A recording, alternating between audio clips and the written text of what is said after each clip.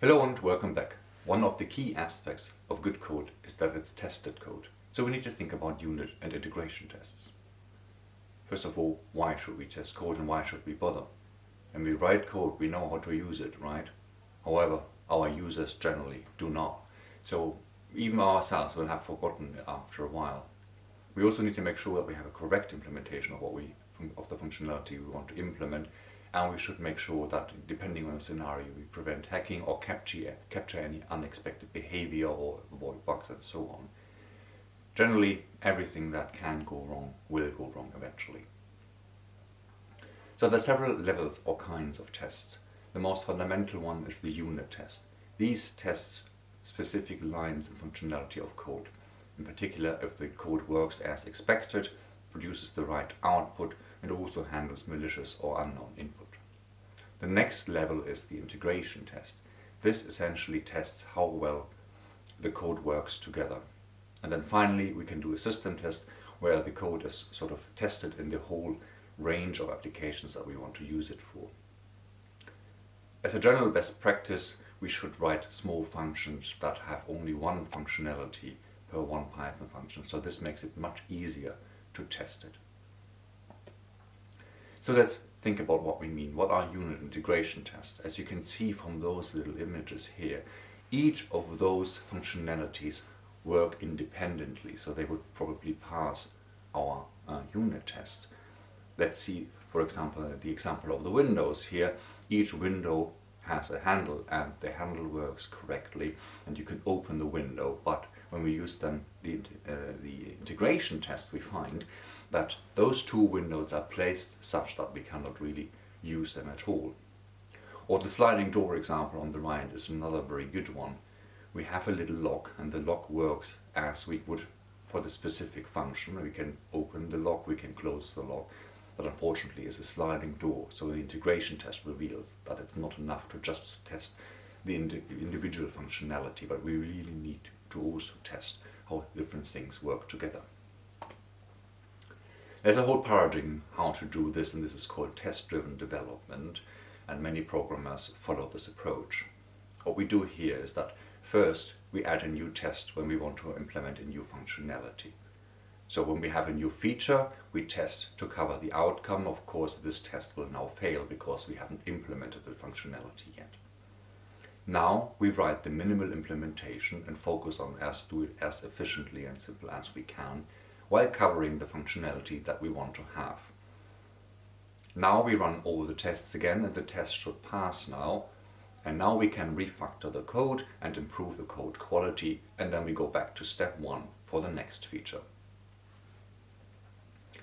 There are multiple frameworks in Python how we can test code in Python. One of them is PyUnit and it's inbuilt, but we need to drive it from a special testing class. Maybe slightly more convenient one is maybe PyTest. It's an external library and has less boilerplate, so to say, if you just write the test. And there's also Nose2 and others. These are more comprehensive frameworks. They're maybe not as ideal for starting code development. So let's have a closer look at PyTest. We install this external library into our local environment and see if it works by invoking it and asking it for its version. And then set up a directory structure. We need to organize our code, and our code itself is organized in package name for the source code, and now we create a new directory called tests, for the tests. Each directory should have an empty file called __init__.py. This essentially tells Python where to look for files. Note, if you use Poetry, it does it for you automatically. Now we take our starting code. So this is the function that we have used previously, and you also see that it's nicely documented. And now we write our first test. We create a final test directory called test_, and this is then automatically picked up by test if all the files in this directory are starting with test. We import our code that we need to test and write a test. For example, we want to generate the first 10 numbers, and so we expect the output 0, 1, 1, 2, 3 and so on as a list, and we use the assert statement whether or not the returned values are exactly the same as this, and the assert statement will pass if numbers is then really a list with exactly these numbers, and it will fail if it's not. Then we can execute the test. We call pytest from the root directory, above tests, and then pytest looks for all the files starting with test and so on, and runs them, and then we get a nice little summary. So we have written one test and it passed. We can also now add some more tests, for example, check that the types of the numbers are really integers and so on. So we would really now start adding tests to cover all the expected and unexpected cases where things may go wrong. For example, we can test the argument range and so on, so we would modify the function, and then also working with tests and the source code gives us a better idea of how we should write good code to prevent any accidents waiting to happen. As a best practice, avoid implicit assumptions. For example, if we have a return list initialized with 2 elements, we assume that the user will want at least 2 elements. What happens if he doesn't? Or anticipate wrong input. For example, the user may make a genuine mistake, but they also may try to hack your code or provoke unexpected behavior because, for example, also the users don't know your implicit assumptions. Add tests for everything you can anticipate that will go wrong, and that will make it easier for you to spot problems later on.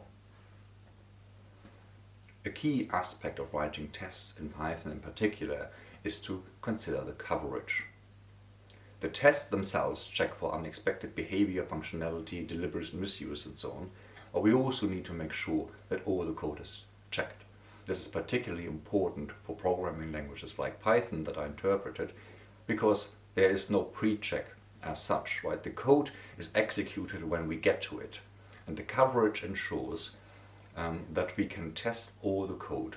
So the coverage is essentially a measure how much of the code is checked by our tests.